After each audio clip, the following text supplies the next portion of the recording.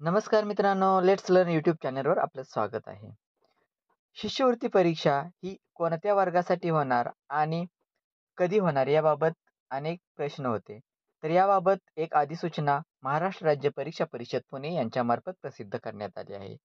या अधिसूचनेनुसार यावर्षी ही परीक्षा 4थी आणि 7वी आणि 5वी आणि 8वी या चारही वर्गांसाठी होणार आहे. पण प्रथमतः दरवर्षीप्रमाणे 5वी आणि 8वी करिता ही परीक्षा होणार आहे आणि 4थी आणि 7वी करिता होणारी परीक्षा ही मेमध्ये होणार आहे. मात्र पुढील वर्षापासून ही परीक्षा सतत 4थी आणि 7वी या वर्गांसाठीच राहणार आहे. 5वी आणि 8वीची शिष्यवृत्ती परीक्षा बंद होणार आहे. तर आता जी अधिसूचना प्रसिद्ध झाली आहे, त्या अधिसूचनेनुसार 5वी आणि 8वीची जी शिष्यवृत्ती परीक्षा आहे, म्हणजेच पूर्व उच्च प्राथमिक शिष्यवृत्ती परीक्षा 5वी आणि पूर्व माध्यमिक शिष्यवृत्ती परीक्षा 8वी ही 8 फेब्रुवारी 2026 रोजी होणार आहे. आणि त्याबाबतचं जे वेळापत्रक आहे, ते संकेतस्थळावर अधिसूचनेद्वारे प्रसिद्ध करण्यात आलं आहे.